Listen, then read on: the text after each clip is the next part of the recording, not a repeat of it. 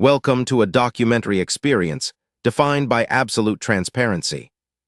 We guarantee that the upcoming scenes are entirely unfiltered and unedited. This is raw, immersive footage from the front lines of justice, providing an unpolished look at those who uphold the law. Step out, turn around, hands behind your back. What's the legal reason for the stop? You're not free to go until I say. I complied. I asked a question. Stop arguing, backup's coming. Good.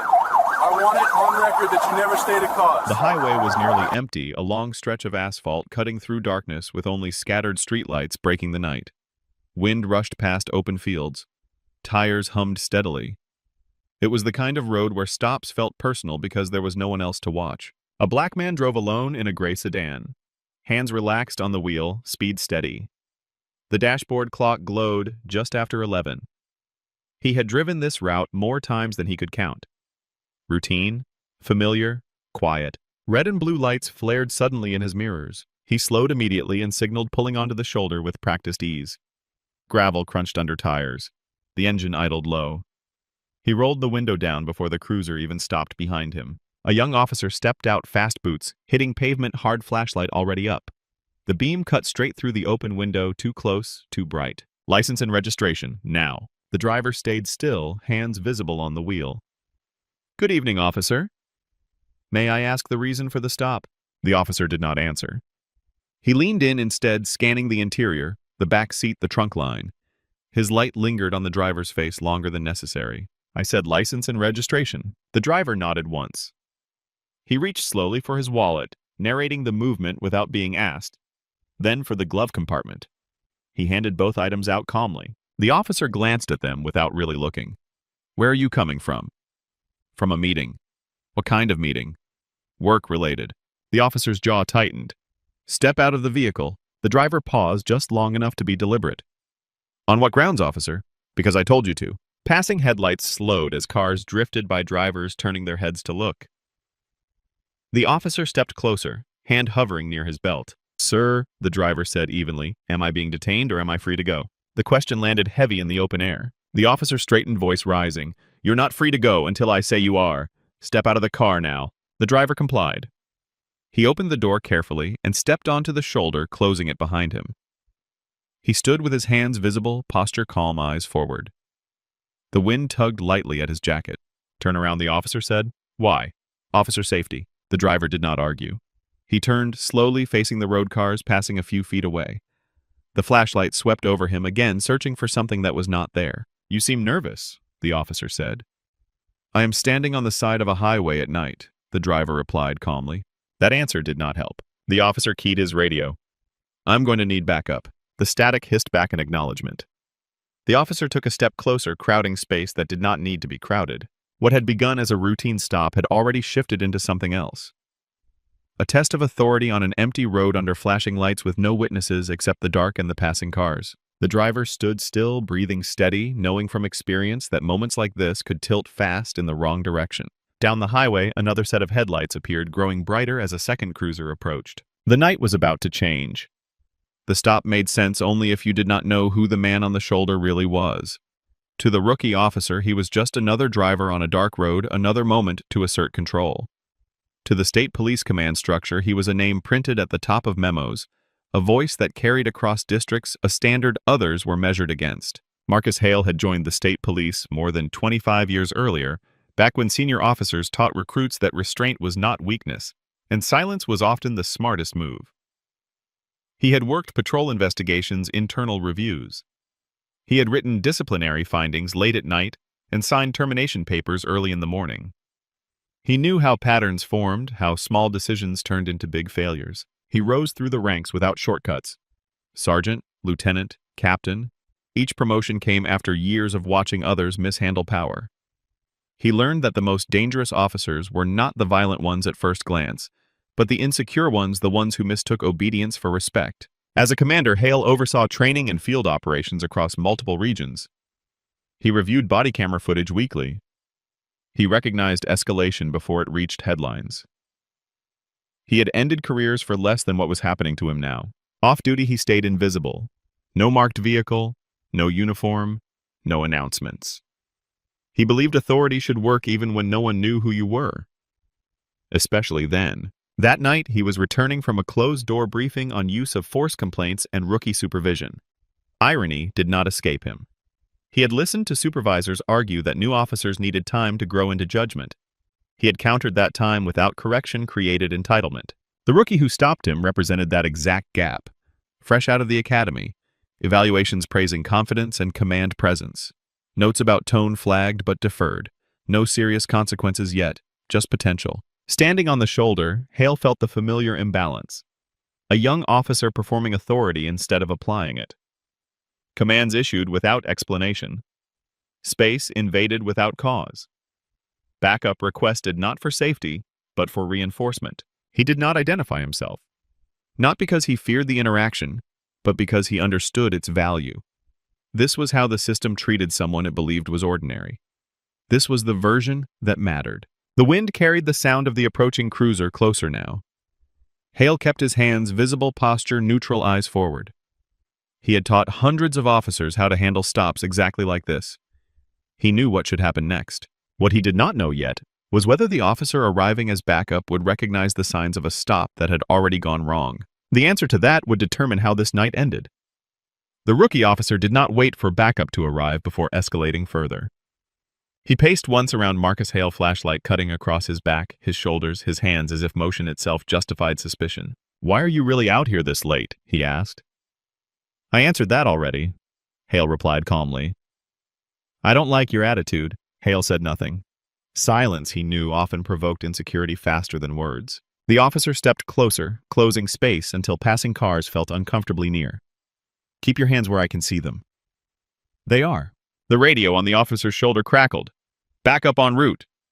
The rookie nodded to himself, confidence rebuilding with the promise of reinforcement. He spoke louder now, performing for the empty road. "You know, most people cooperate without all these questions." "Most officers explain their stops," Hale said evenly. That did it. The officer's jaw tightened. He circled again, boots scraping gravel. "Step back further from the vehicle." "For what reason?" "For my safety." Hale complied, taking 2 measured steps toward the guardrail. Wind rushed by as a truck passed, rocking the air. Headlights slowed, drivers craning their necks to see what was happening. The officer placed a hand on his holster, not drawing, just resting it there. A signal, a warning, or a habit he had not learned to control. "You seem tense," the officer said. "I'm standing on the shoulder of a highway with an armed officer escalating without explanation," Hale replied. "That tends to happen." The officer keyed his radio again. "Subject is being uncooperative." Uncooperative. Hale noted the word. The way it was deployed, not to describe behavior, but to frame a narrative before anyone else arrived. Another cruiser's headlights appeared behind them, washing the scene in white before settling into red and blue. The backup officer stepped out slower, older, scanning before speaking. "What do we have?" he asked. The rookie answered quickly. Driver was evasive, questioning my commands, possible obstruction. The backup officer looked at Hale. At his posture, his hands, his calm. Something did not align. "Sir," the backup officer said, "can you tell me what's going on from your perspective?" Hale met his eyes. "I was stopped without a stated reason. I've complied with every lawful request. I'm now being escalated on." The backup officer nodded slightly. He turned back to the rookie. "What was the initial cause for the stop?" The rookie hesitated. "A fraction too long."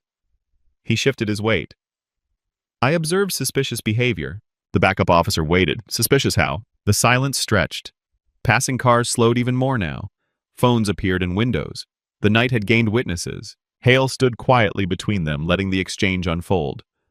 This was the moment where training either held or failed, where ego either doubled down or stepped back. The backup officer took a closer look at the license still in the rookie's hand. His eyes narrowed just slightly. What he was about to realize would change everything. The pause did not calm the rookie. It provoked him. He shifted his stance, squaring up as if the presence of another officer required him to prove something. "Sir, turn around and place your hands behind your back." The words cut through the night sharper than the wind. The backup officer looked at him immediately. "Hold on. I said turn around," the rookie repeated louder now. Marcus Hale did not move. He kept his hands visible at his sides, posture steady, voice level. "Am I being detained?" "Yes," the rookie snapped. "For what specific offense?" "Failure to comply." The backup officer stepped closer, concern creeping into his voice. What command did he fail to comply with? The rookie ignored him. "Turn around now." Hale exhaled slowly. He turned not out of submission, but out of control, facing the guardrail headlights from passing cars flaring in his peripheral vision. He placed his hands behind his back without being told again. The rookie moved in fast, too fast. He grabbed Hale's wrist and twisted it back, metal cuffs already in his hand. The click echoed against the empty road, loud and final. The injustice settled fully into the moment. A senior law enforcement officer stood cuffed on the shoulder of a state highway at night. Not because of danger, not because of evidence, but because a rookie could not retreat from his own escalation. The backup officer raised his voice now. "That's enough. What are you doing?" "Securing him," the rookie said. "Officer safety." "Officer safety requires articulation," the backup replied sharply. "What threat did he present?" The rookie tightened the cuffs one more notch, unnecessary, deliberate. Hale did not react. He stared out at the dark road headlights streaking past, cataloging every sound, every word, every misstep. "I am not resisting," Hale said calmly. The rookie stepped back, breathing heavier now, adrenaline visible in the way his chest rose and fell. He keyed his radio again. "Subject detained." The backup officer shook his head slightly, already pulling out his own radio. "Dispatch, I need clarification on this stop." He stepped closer to Hale, lowering his voice. "Sir, are you injured?" "No." The backup officer nodded. He looked at the cuffs, at the rookie, at the license still folded in his hand. This was the point of no return. The moment where a bad stop became a career-ending decision. Where documentation would matter more than explanation. The wind picked up again. A truck roared past, shaking the air. Red and blue lights flashed across the guardrail, the gravel, the faces of both officers. The injustice was complete. Everything that followed would be consequence. The backup officer unfolded the license again, this time, reading it slowly, carefully, the way someone does when they sense they have missed something important. His eyes stopped, then lifted, then hardened. He looked at the rookie and spoke quietly but with unmistakable weight. "You need to uncuff him, now!" The rookie stared at the backup officer as if he had misheard him. What he said. "Uncuff him!" The backup officer repeated slower this time. The rookie shook his head. "He's detained." The backup officer stepped closer, voice dropping. "Look at the license again." The rookie glanced down, irritation still driving him. He unfolded the card, eyes moving fast at first, then slowing. His brow creased. He read the name, then the agency seal, then the rank indicator he had missed the first time. His breathing changed. The backup officer took the license from his hand and turned it so there was no ambiguity. State Police Commander. Operations Division. The night seemed to go quiet all at once. The rookie swallowed. "That doesn't mean..." "It means everything," the backup officer cut in. "It means you stopped a command-level officer without cause. You escalated without articulation. And you just put him in cuffs." Hale turned his head slightly.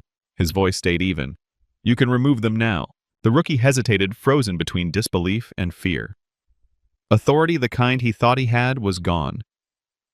Replaced by the realization that the man he had tried to dominate was one of the people who reviewed use of force incidents like this. "Remove them," the backup officer said again. The cuffs came off. Metal clicked open, suddenly small, suddenly powerless. Hale rolled his shoulders, once restoring circulation, his face unchanged. The backup officer stood straighter now, posture formal. "Sir, I apologize for this stop. This should not have happened." Hale nodded once. "Apologies are part of the record. So is everything else tonight." The rookie took a step back, color draining from his face. "I didn't know who he was." "That's the point," the backup officer replied. "You didn't need to." Hale turned to face him fully now. "You escalated because you were challenged, not because you were threatened. You documented resistance that did not exist. And you used restraints without cause." Each sentence landed cleanly without anger. That was worse. The backup officer keyed his radio. "Supervisor to location, immediate. This stop has gone sideways." Hale handed back the calm that had been taken from him earlier. He looked down the road, then back at the two officers. "This interaction will be reviewed," he said. "Not because of who I am, because of what you did." The rookie said nothing. There was nothing left to say. Under the flashing lights on the empty highway, the truth had finally surfaced. Not through argument. Not through volume. Through verification. And everyone there understood the same thing at once. This night was no longer about a traffic stop. It was about consequences. The fallout began before the red and blue lights faded from the shoulder. The backup officer kept his radio-keyed voice steady, controlled. Supervisor requested. Immediate response. Body camera footage flagged. dash cam preserved. His tone made it clear this was no longer routine paperwork. The rookie stood off to the side now, hands empty, posture rigid. The confidence he had carried minutes earlier was gone, replaced by the slow realization that every word he had spoken was already recorded. Every escalation time stamped. Every decision documented. Marcus Hale did not lecture. He did not threaten. He asked for badge numbers. He asked for incident numbers. He asked that the scene be logged exactly as it occurred. Those requests were met without hesitation. Within minutes, a supervisor arrived, then another unit. The scene was frozen in place long enough to reconstruct it from the beginning. The initial stop, the lack of articulation, the escalation, the cuffs, the correction. Hale gave a brief statement. Clear, factual, unemotional. He did not mention his rank until the supervisor already knew it. He focused instead on behavior. Commands without cause. Language used to frame resistance. Restraints applied absent threat. By morning, the review had already begun. Body camera footage was pulled and synced with radio traffic. The rookie's report was read against the video. The discrepancies were immediate. Words like suspicious behavior and uncooperative did not match what the cameras showed. The gap was impossible to explain away. Internal Affairs opened a formal investigation that same day. Training records were reviewed. Prior feedback resurfaced. Notes about tone. About escalation. About an inability to accept questioning without perceiving it as defiance. The decision moved faster than anyone expected. The rookie officer was placed on administrative leave, then terminated for violation of constitutional standards, false reporting, and improper use of restraints. Not retrained. Not transferred. Fired. Supervisors were disciplined for failing to intervene earlier in the stop. Night shift oversight protocols were revised. Mandatory articulation reviews were added for probationary officers statewide. Video from the stop surfaced online days later, not leaked, released. The public watched the escalation frame by frame. Calm questions, rising authority, cuffs. Then the sudden shift when rank was recognized. Hale did not give interviews. He submitted a formal complaint anyway. Not for retribution, for record.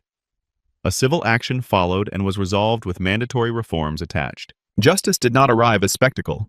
It arrived as correction. Quiet, methodical, final. A rookie mistake had turned into a career-ending decision because no one stopped it early enough. And the system had been forced to admit that the most dangerous moments are not when officers face threats, but when they face questions they are not prepared to answer. The final lesson of that traffic stop does not live in the firing or the apology offered on the shoulder of the road. It lives in the gap between authority and understanding, and how quickly that gap becomes dangerous when power is not restrained. Legally, a traffic stop is one of the most limited exercises of police power. An officer must articulate a clear reason for the stop.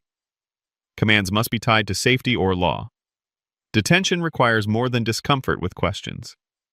Handcuffs require an objective threat or lawful arrest. When those steps are skipped, the stop becomes unconstitutional, no matter who the driver is. What failed that night was not knowledge of policy. It was emotional control. The rookie officer interpreted calm questions as defiance. He escalated not because the situation demanded it, but because his authority felt challenged. That is the most common and most dangerous failure point in policing. Ego steps in where articulation should be. There is also a psychological truth department struggle to confront. Inexperienced authority often seeks validation through dominance. When backup is called to reinforce ego rather than safety group, escalation becomes likely. The presence of another officer should slow a stop down. In this case, it nearly locked the mistake in place. For civilians, the lessons are practical and sobering. Keep your hands visible. Speak clearly. Ask whether you are being detained and on what grounds. Do not argue the roadside facts. Let the record form. Cameras, radios, and reports matter more than persuasion in the moment. Calm is not compliance. It is self-protection. For officers, the lesson is uncompromising. Authority is not proven by how firmly you give orders. It is proven by how accurately you justify them. Questions are not threats. Silence is not resistance. And rank, real or unknown, should never be the factor that changes how a stop is handled. This story matters because Marcus Hale did nothing exceptional. He drove lawfully. He complied. He asked reasonable questions. And still he was cuffed. The only reason the outcome changed was recognition. That should trouble anyone who believes the system works the same for everyone. Justice in this case did not arrive because a commander was stopped. It arrived because the documentation was undeniable. Video matched words. Timelines exposed escalation. The system corrected itself only after the harm was already done. The question left behind is not whether the rookie deserved to be fired. The question is how many similar stops never reach correction, because there is no badge, no title, no recognition to interrupt the moment. The answer depends on whether discipline is taught as aggressively as authority, and whether restraint is treated as a skill instead of a weakness. On a dark highway under flashing lights, that difference ended one career and exposed a truth that should have been learned much earlier. Driven by the pursuit of truth, our mission is to demand transparency and hold power to account. We trust in hard evidence because the records do not lie. Thank you for watching and staying informed.